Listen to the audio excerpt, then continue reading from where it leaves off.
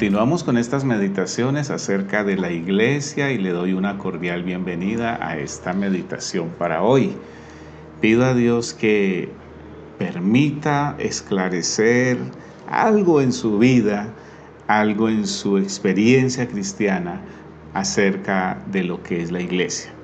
Ya hemos mirado algunos apartes de qué es la iglesia.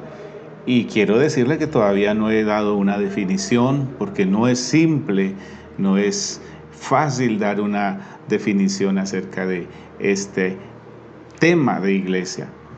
Y aún no la voy a dar, pero quisiera en este momento irme a un contraste de este término. Y ahora quiero preguntarme qué no es la iglesia. Así que le invito a que meditemos un poquito sobre esto. En primer lugar, la iglesia no es un templo o un edificio, por más hermoso, por más decorado que se encuentre, con todos los medios de tecnología para hacer un ambiente agradable, los que están en los ambientes de climas cálidos, con aire acondicionado. No, eso no es la iglesia. La iglesia no se puede encajonar en un edificio o templo material y tampoco es el lugar donde nosotros podemos decir que vive la iglesia. ¿Por qué no es un edificio? Ya de alguna manera hemos dicho que realmente la iglesia son personas. Es cierto que el lugar de reunión tiene su importancia, porque allí se reúne la iglesia, porque allí llegan las personas y las condiciones acústicas, las decoraciones, todo el embellecimiento hacen que sea un lugar muy atractivo, pero es para reunirse la iglesia y tener una comunión fraterna, mas no es la iglesia. Dice la palabra de Dios que donde quiera que se reúnan 2 o 3 personas en el nombre de Cristo Jesús, allí Él está en medio de ellos, es decir, allí está la iglesia. Pero por otro lado, también el apóstol Pablo en el libro de Hechos dice que el Dios que hizo el mundo y todas las cosas que en él hay, siendo Señor del cielo y de la tierra, no habita en templos hechos por manos humanas.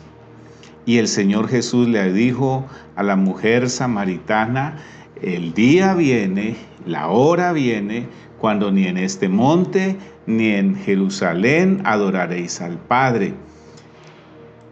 Dice que los verdaderos adoradores entonces van a adorar al Padre en espíritu y en verdad. Es decir, la iglesia no está supeditada a un edificio para decir ahora somos iglesia. Y esto debe ser muy importante para nosotros. Y finalmente, para terminar este primer punto, la iglesia no es un edificio, no es un templo.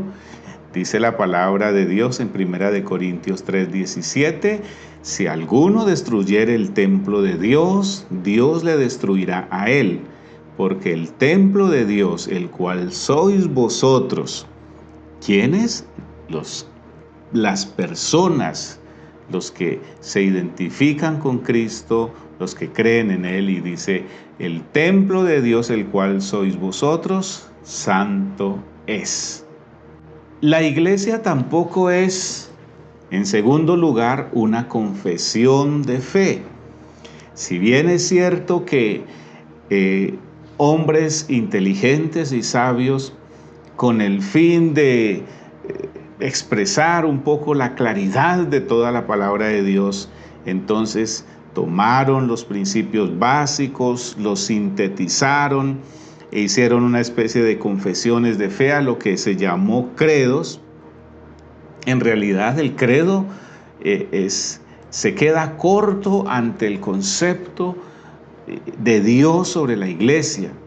Entonces vale la pena que tengamos en cuenta que estas confesiones de fe o credos que nosotros conocemos y que hay varios, nos ayudan para nosotros tener los principios fundamentales de la fe. Pero la iglesia tiene como instrumento a través del cual se guía, como instructivo para la vida diaria, la palabra de Dios completa. Y eso no lo podemos pasar por alto. Estas confesiones de fe pueden traer un riesgo muy alto, y es que hayan personas por ignorancia o por mala intención que perviertan la palabra de Dios y la desvíen, y por el voto de una mayoría, entonces la iglesia coja una marcha desviada, una desubicación, porque como no conoce la palabra de Dios y se está aferrando o afianzando en unos cuantos principios establecidos en estos credos, que son el resumen de la fe de un cierto grupo de personas, esto puede ser muy peligroso. El fundamento, una vez más, de la iglesia del Señor es la palabra de Dios. Y termino con un tercer pensamiento acerca de este tema de ¿qué no es la iglesia? La iglesia no es una denominación. Tenemos en nuestro país, Colombia, muchas denominaciones inscritas en las entidades del gobierno que lo que hacen es permitirnos ser como oficialmente existentes, o tener una existencia oficial mejor ante el Estado, y entonces eso hace que le coloquemos un nombre a nuestros grupos, y eso también hace que por el lado positivo nos permita ampliar el radio de acción en la difusión del Evangelio, en presentar el testimonio. Pero muchas veces la gente ve esta cantidad de nombres: la iglesia del Espíritu Santo, la iglesia que sí tiene la unción, la iglesia profética, qué sé yo, y a veces la gente se confunde. Entonces, ni se diga cuando empezamos nosotros mismos como creyentes a hablar mal del hermano que se congrega en la otra capilla, o en la otra congregación, o en la otra denominación.